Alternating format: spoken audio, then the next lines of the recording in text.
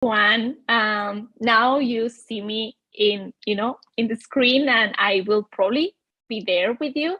But I'm actually here because I'm right now with Nichol Bradford, and I wanted to have this conversation so you finally get to know her. She's the founder and the publisher in the Transformative Tech organization, but she's basically the vision and the mission behind everything that is going on today and everything that you have learned.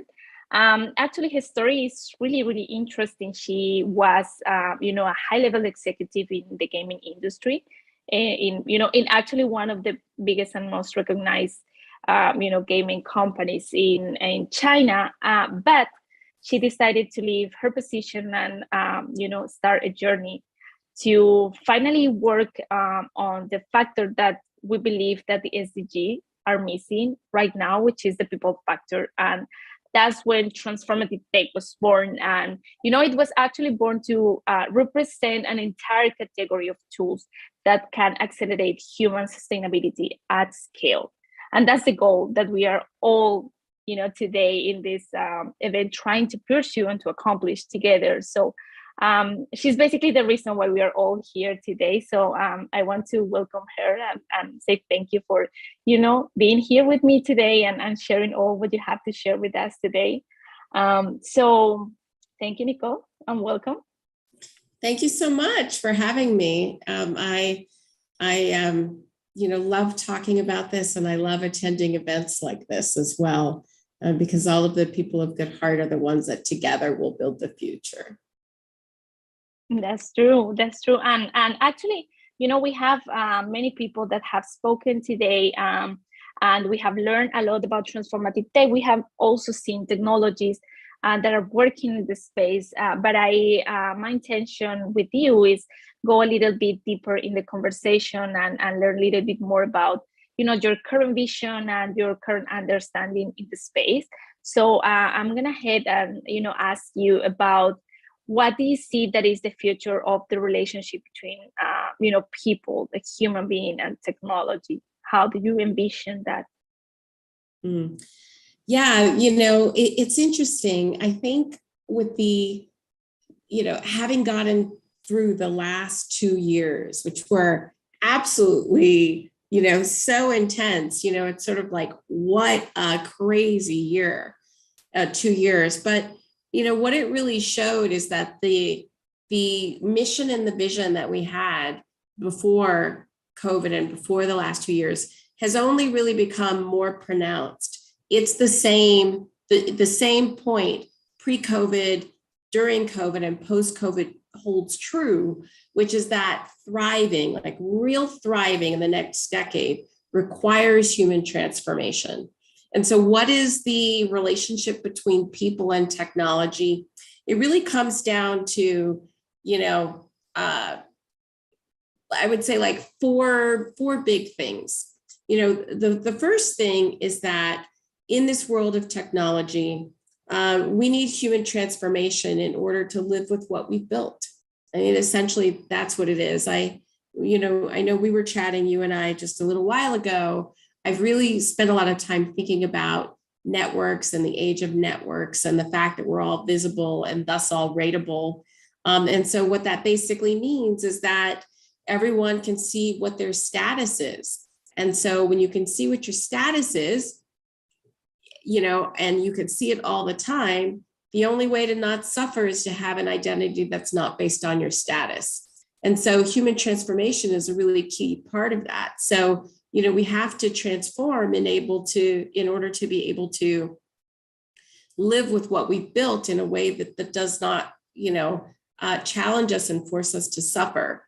Secondly, we need human transformation. We need human transformation because as the software line continues to rise, what's left is human beings working together and solving problems together. And while our technology is all exponential, how we teach people how to be with one another is very linear.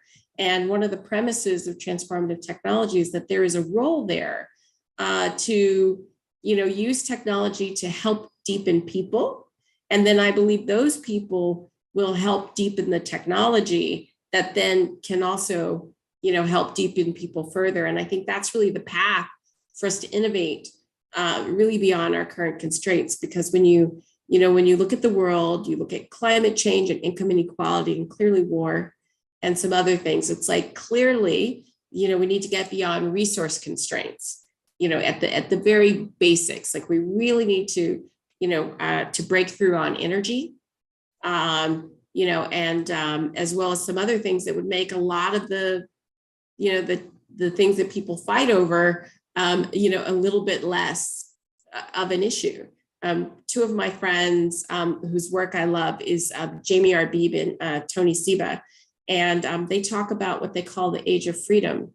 And the age of freedom is when the exponential technologies start to compound on one another.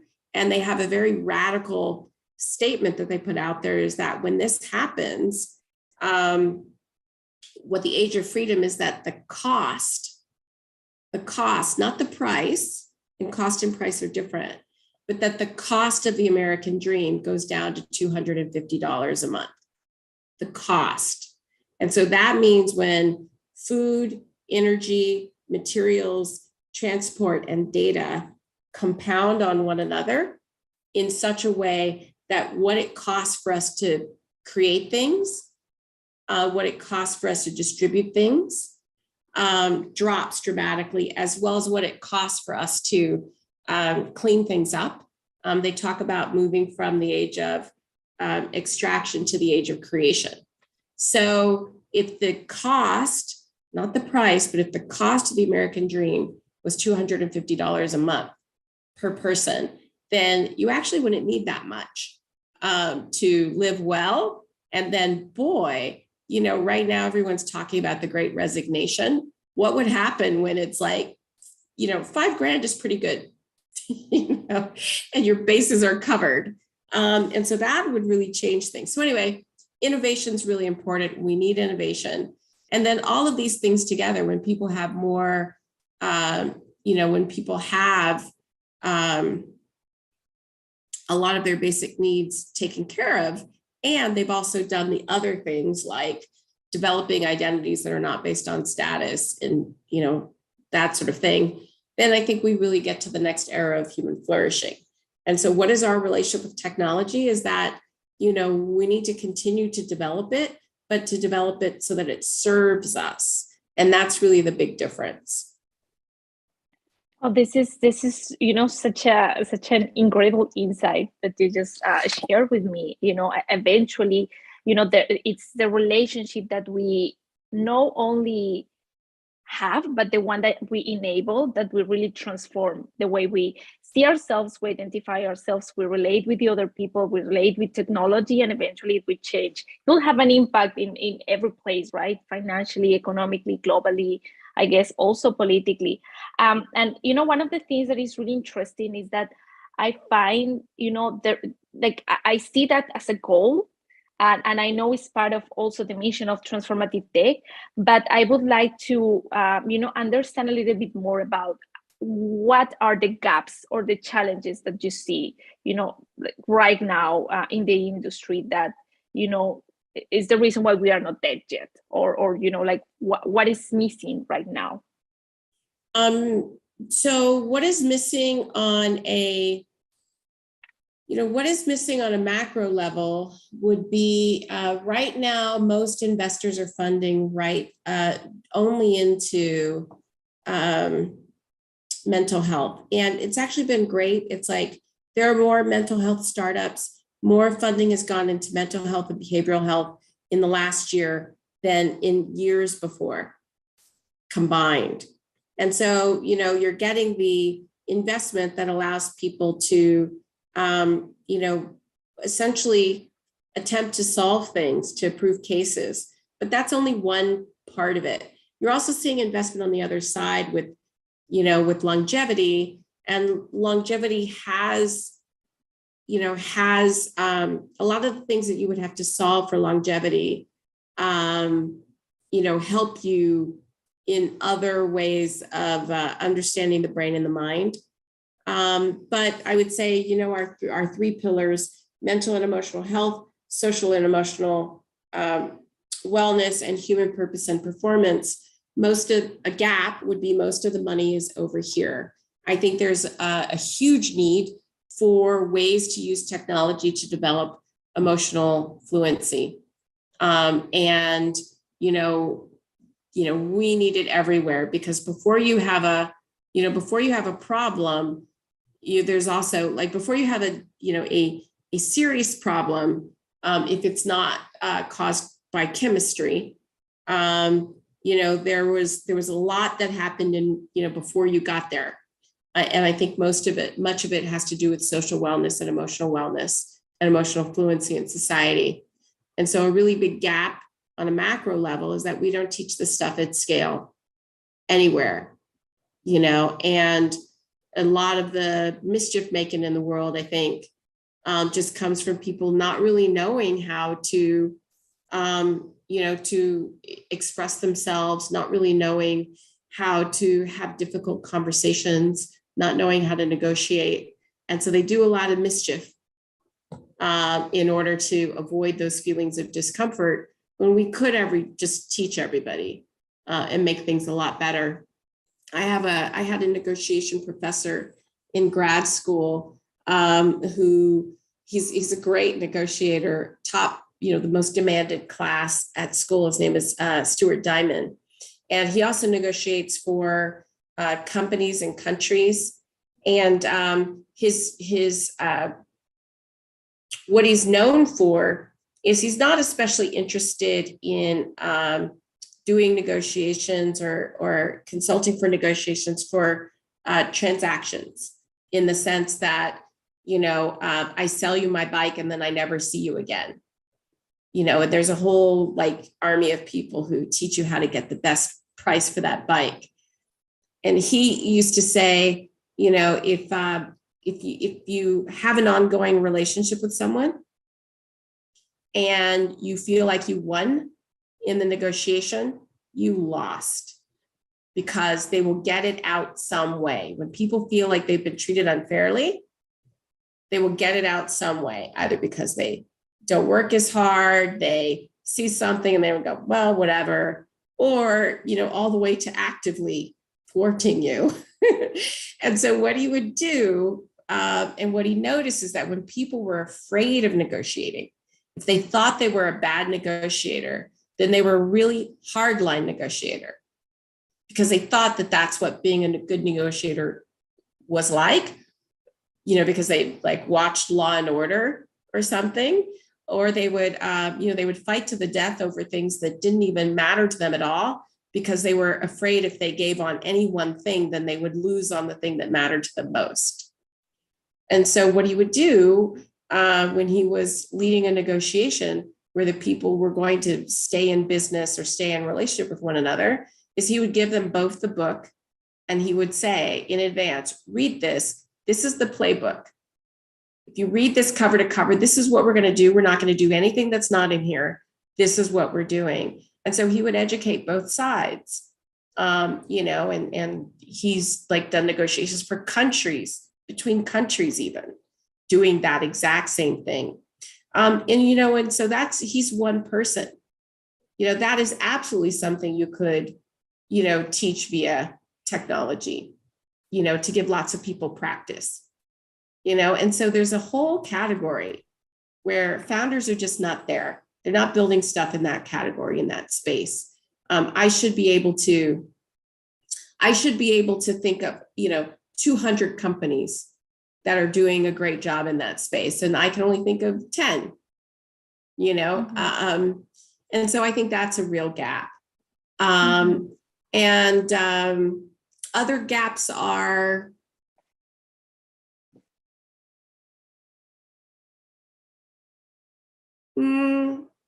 I think those are the real gaps. Like, what are people solving and what are people funding? Because, the types of founders we have are amazing people, and they understand that their own growth and development is a big part of their ability to be successful. So they have the right mindset. And I think that's the most important thing too.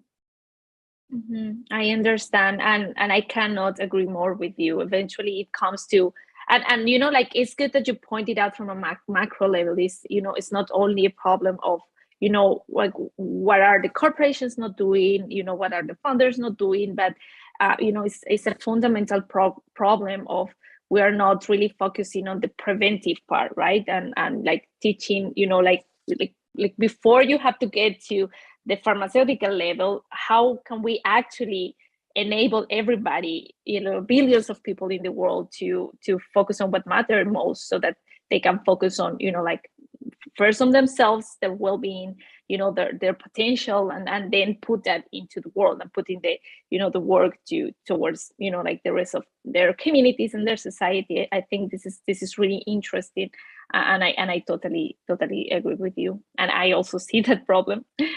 So yeah, it's just a +1 on my end. We actually don't have much more time, so I wanted to ask you one more question, and this, is just to pick at a little bit more of your brain, and to see what's going on right now in the space. What's interesting for you, what and because you keep talking to funders, you keep giving speeches, so I wanted to just get a little bit of a sense of what's exciting happening in the space, right now. I think that the next couple of years are going to be extraordinary, and I think in part, I call it the spawn of the black swan, which basically is sort of like, what are the things that come out of COVID? A couple of examples would be, I was looking at a study the other day where 73% of the people that were interviewed, and these were Americans, said that they would change their primary care doctor if they weren't given telehealth options. And that is extraordinary, because like your doctor, and these were multiple ages too. Like it wasn't just young people. Now, it wasn't the most elderly, but it wasn't just young people. It was like 50-year-olds would change their doctor if they weren't able to see their doctor tele, because we all realized how much time we wasted in the doctor's office. Now, prior to COVID, it was unreasonable for, it's like the medical world was not moving, unwilling to do that. And now it's the norm. We also have seen a modernization of the FDA faster than anyone ever thought possible. And they had to do it to fast track vaccinations, but it has a lot of downstream effects. And then also we see, at the end of every time humanity's faced something like this, whether it was the plague or the Spanish flu, the other side of it has been sort of a surge of innovation. So the Renaissance followed the plague, the Jazz Age followed the Spanish flu. So we're entering into a very ripe creative stage where people were like, all that stuff we used to do, let's do it different. So I think that's exciting. Specifically, some of the things I'm interested in is what I call the stack. And I call it the deep human stack. And essentially, the first level is in real life. It's the level where the molecules are at, where you have real people, real places, real things. And that's also where human transformation takes place. And it's where it shows up when you sit down for coffee with your mom, right? Then the next level is that transformative level, which we're the experts in. And that's the place where something physical is turned into digital. So that might be, you have a Apple heart rate tracker on, your heartbeat is on the real level, but when your watch picks it up, it becomes a digital signal. And so it's moving up.